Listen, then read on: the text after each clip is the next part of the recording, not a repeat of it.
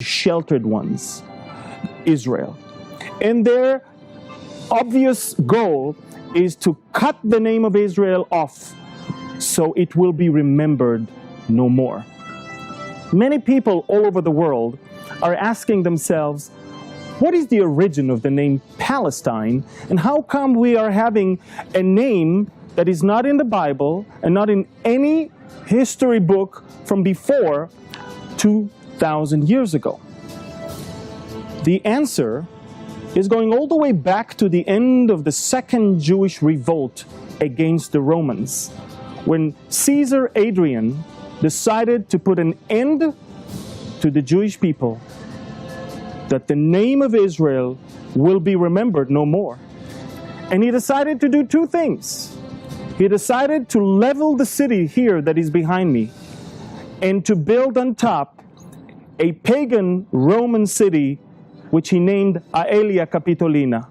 And at the same time, Caesar Adrian decided to name this entire country after their old foes from the Old Testament, the Philistines, and change its name to Syria Palestina, the province of Syria in Palestine. And that is when the name Palestine was first born into this world. Yet the name Palestine stuck to this place, and ever since 135 AD, any person that lived here was called Palestinian. Jew or Arab, Christian, or any other religion, they were all called Palestinians. The name Palestinian cannot be taken and owned by any group of people. This is not a name of a nation.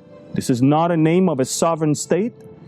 It is a name of a region, and a name that was given for one reason and one cause, and that is that the name of Israel will be remembered no more, just as Psalm 83 had said. When we come to deal with the modern history of the wars of Israel, we have to go back to the end of World War I. The Ottoman Empire, the empire that ruled this region for about 400 years, from 1517 to 1917, was coming to its end. The Ottoman Empire was about to lose that war, and Britain, France, and Russia gathered together to somehow find a solution for what's going to be in the day after. However, in 1917, the communist revolution in Russia left Russia outside of the game, and now it is only Britain and France. Sir Mark Sykes and François-Georges Picot were diplomats, British and French respectively, drew up in 1916 a secret treaty agreeing how Britain and France will carve up the remains of the Ottoman Empire, which they were absolutely confident that will be defeated by the end of that First World War. When this happened, the League of Nations gave Britain and France a mandate to run the countries we know now as Syria and Lebanon, Israel, Palestine, Jordan, and Iraq as part of their empires while creating independent countries. On November 2nd, 1917, the United Kingdom's Foreign Secretary, Sir Arthur James Balfour, sent to Baron Rothschild a letter that was supposed to be transmitted to the Zionist Federation of Great Britain and Ireland. In that letter, he writes, "Dear Lord Rothschild, I have much pleasure in conveying to you on behalf of His Majesty's government the following declaration of sympathy with Jewish Zionist aspirations, which has been submitted to and approved by the Cabinet. His Majesty's government view with favor the establishment in Palestine of a national home for the Jewish people and will use their best endeavors to facilitate the achievement of this object in being clearly understood that nothing shall be done which may prejudice the civil and religious rights of existing non-Jewish communities in Palestine, or the rights and political status enjoyed by Jews in any other country. I should be grateful if you would bring this declaration to the knowledge of the Zionist Federation. Yours sincerely, Arthur James Balfour. The Balfour Declaration was a milestone in the history of the Jewish people and their quest for a homeland here in the land of Israel. For the first time, the empire that controls this part of the world acknowledges the rights of the Jewish people for their homeland. It is a very unusual thing because most of the sympathy that the Jewish people received was only after 6 million were murdered by Nazi Germany. By 1917, the Brits understood that it is about time for the Jewish people to have their homeland in the land of Israel. Second World War. The invasion of Poland by Germany and subsequent declarations of war on Germany by France and the United Kingdom marked the beginning of one of the darkest eras in our history. From late 1939 to early 1941, in a series of campaigns and treaties, Germany conquered or controlled much of continental Europe and formed the Axis alliance with Italy and Japan. Following the Molotov-Ribbentrop Pact, Germany and the Soviet Union partitioned and annexed territories of their European neighbors, including Poland, Finland, and the Baltic states. The United Kingdom and the British Commonwealth were the only Allied forces continuing the fight against the Axis, with campaigns in North Africa and the Horn of Africa, as well as the long-running Battle of the Atlantic. In June 1941, the European Axis powers launched an invasion of the Soviet Union, opening the largest land theater of war in history, which trapped the major parts of the Axis military forces into a war of attrition. The Axis advance halted in 1942 when Japan lost the critical Battle of Midway near Hawaii, and Germany was defeated in North Africa and then decisively at Stalingrad in the Soviet Union. In 1943, with a series of German defeats on the Eastern Front, the Allied invasion of Italy, which brought about Italian surrender, and Allied victories in the Pacific, the Axis lost the initiative and undertook strategic retreat on all fronts. In 1944, the Western Allies invaded France, while the Soviet Union regained all the territorial losses and invaded Germany and its allies. The war in Europe ended with an invasion of Germany by the Western Allies and the Soviet Union, culminating in the capture of Berlin by Soviet and Polish troops and the subsequent German unconditional surrender on May 8, 1945. Numerous times along the history prior to the establishment of the sovereign state of Israel, there were attempts to bring about a lasting, comprehensive peace between the Jewish people and the Arabs. One must wonder, how come up until today, not only that a peace like that is not around, but the hatred towards Israel is growing bigger and stronger. Fundamental Muslims believe that it is the will of Allah for Islam to rule the world. For them, Islamic law stipulates that to fulfill Muhammad's task, every infidel domain must be considered a territory of war.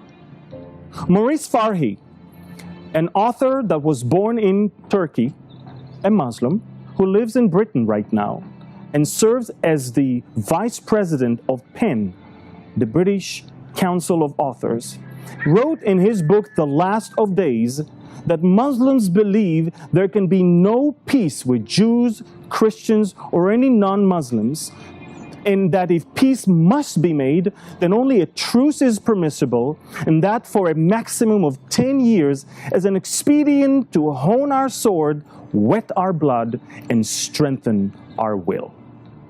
fundamentalist Muslims must destroy the Jewish people and rule this country, or Muhammad is a false prophet and the Quran is not true. And such thought is inconceivable. So that the Muslims must attack Israel in order to be loyal to their own prophet. Now, this is not the position of all Muslims around the world, but it is the position of the fundamentalists and the jihadists, and unfortunately, up until today, their voice overtakes all the others. One would think that siding with the Arabs would cause the Arabs to side with the British throughout that war. Yet it was not the case. The Jewish population volunteered to the British Army to fight against Nazi Germany throughout World War II. Yet the Arabs who lived here in the land of Israel, called then Palestine, sided and even more so collaborated with Nazi Germany. The Mufti of the Arabs here in the land, Hajj Amin al-Husseini, flew all the way to Berlin to meet with Adolf Hitler and signed a treaty with him that will basically bring an end to the Jewish existence in Palestine once Germany will win the war. It is quite inconceivable to think that those who collaborate with the Nazis were benefiting from the British policy, whereas those who sided with the British were actually suffering more and more. Right when World War II started, the British mandate caved in to the Arab demand for an independent state. In 1939, the Brits published the White Paper that called for an establishment of an independent Arab state within the next 10 years and limited the Jewish immigration to the land for the next 5 years to 75,000 only. After which, it will have to cease whatsoever. Such thought affected the lives of many people throughout the Holocaust, as the gates into Palestine, the land of Israel, the homeland of the Jews, were closed for the Jewish people who were about to flee from the horrors of the Nazis. Once again, the Arabs rejected a very generous proposal, and it really fits what our first foreign minister, Abba Eban, once said, that the Palestinians never missed an opportunity to miss an opportunity. The Jewish people that survived the Holocaust were hoping to come to a land where they can find finally peace. Peace where they can bring up their children, peace where they can live their lives quietly, where they can prosper, not instead, but next to their neighbors. Unfortunately, that quest for peace that was expressed in so many songs and so many stories written by Jewish authors and poets was met with something completely different on the other side. The attempt to destroy Israel and the people of Israel had absolutely nothing to do with any occupied territories in 1947 and 48. By then, Israel still did not have the West Bank, Gaza, the Golan Heights, or any other of these controversial places that are claimed to be the reason for this recent conflict.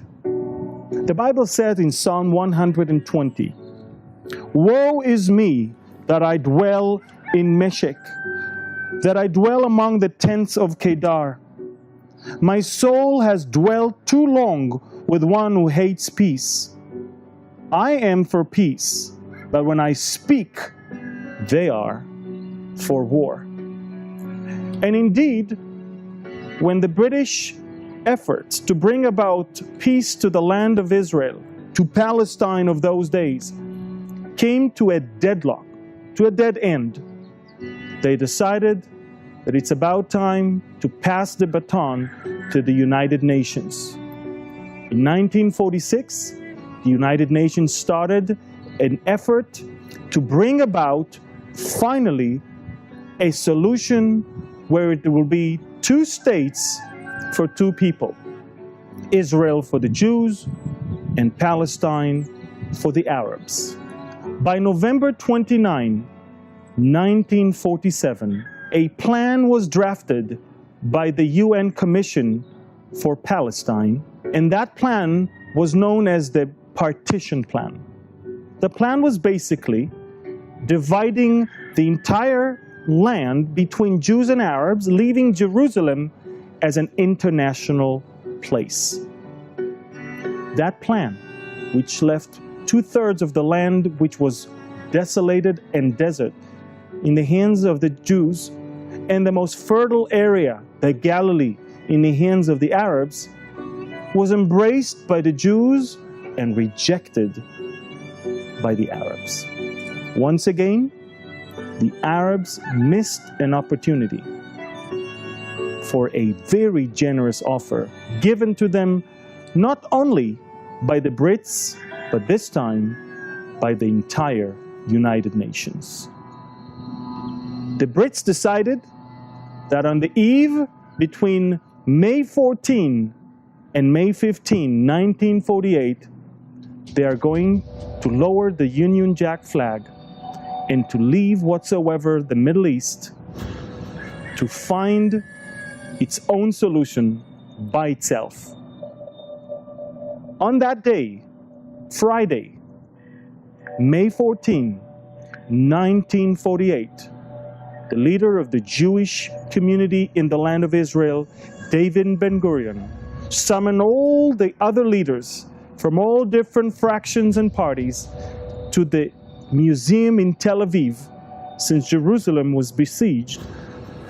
And over there, he read the Declaration of Independence of Israel. That declaration was basically bringing back the old and biblical and God-given name of this land and this country back to its place. David Ben-Gurion said, "I hereby declare the establishment of the state of the Jews, which will be called the State of Israel." If you remember, Psalm 83 says that our enemies are up to cut us off from being a nation, that the name of Israel will be remembered no more. The return of the name back to its land and the return of the people back to their land was the main reason for the outbreak of the War of Independence. We only had few hours to rejoice and dance in the streets before 5 Arab countries would invade into the land of Israel, the newborn state, and pose an existential threat to the people and the land. David Ben-Gurion literally had few hours to decide between 2 options, a bad one and even worse one. The bad option is to declare statehood and suffer an imminent war. The worst one is not to declare statehood and suffer an imminent war. David Ben-Gurion decided that although I have few hours, a nation must be born.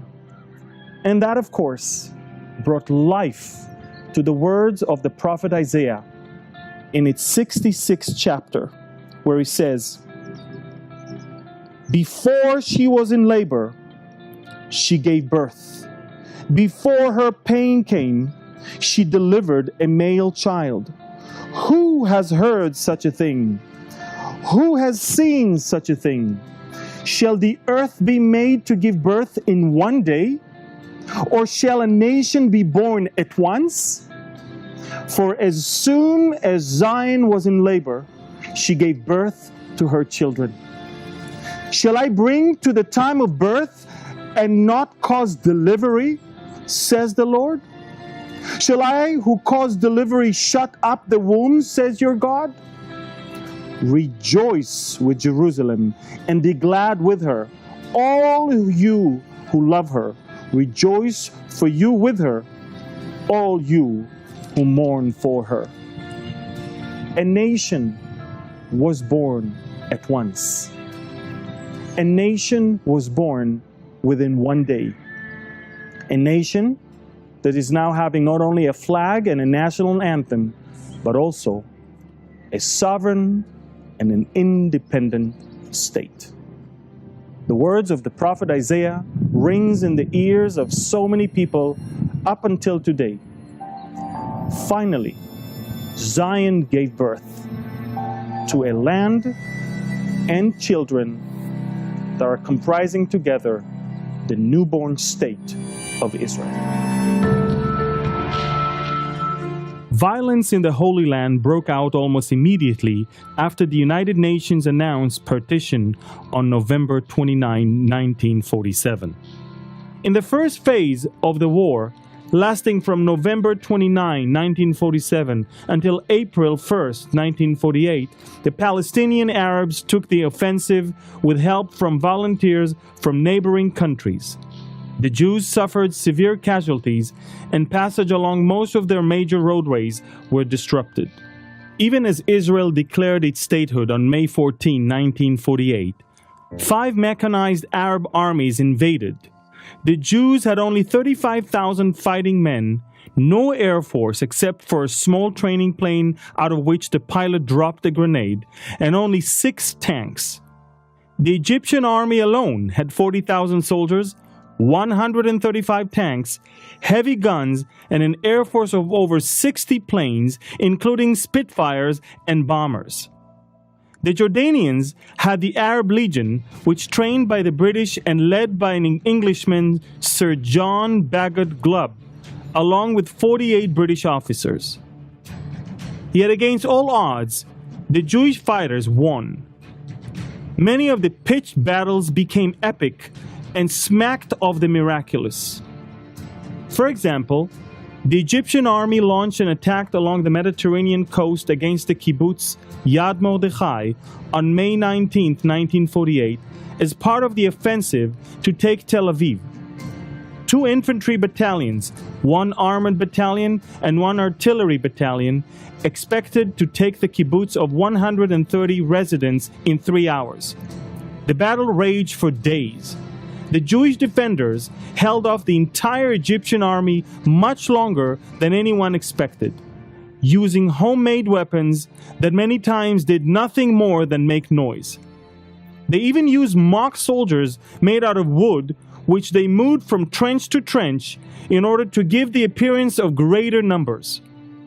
Although the Egyptians eventually broke through, they were now days behind schedule, and their morale was badly shaken. The Jordanians, meanwhile, had a very strong grip of the old city of Jerusalem. 3 times the Israelis tried attacking at a point called Latrun, but were unsuccessful. The road between Jerusalem and Tel Aviv remained cut. Jerusalem would have succumbed to siege if not for the discovery of an ancient Roman road that turned south of the city and then turned west until it turned north. A great deal of this road was constructed by religious Jews from Mea Shearim in the dead of night to avoid Arab snipers. The final road was bumpy and laden with holes, but it was a road. It enabled trucks to come into Jerusalem and effectively break the siege. The result was stalemate around Jerusalem. In the north, the Arabs were encamped at the top of Har Canaan, which overlooks Tzfat. It was virtually impregnable position. The Jews could not gain control of the road to Safed or the city itself as long as they were there. Then the Israelis brought up the Davidka, a tremendously noisy mortar that was extremely inaccurate and of the little tactical value. One Friday afternoon, the Israelis fired a Davidka several times, and then a miracle happened. It rained. Since it never rained in May and June there, the Arabs were now sure that the Jews had an atomic bomb.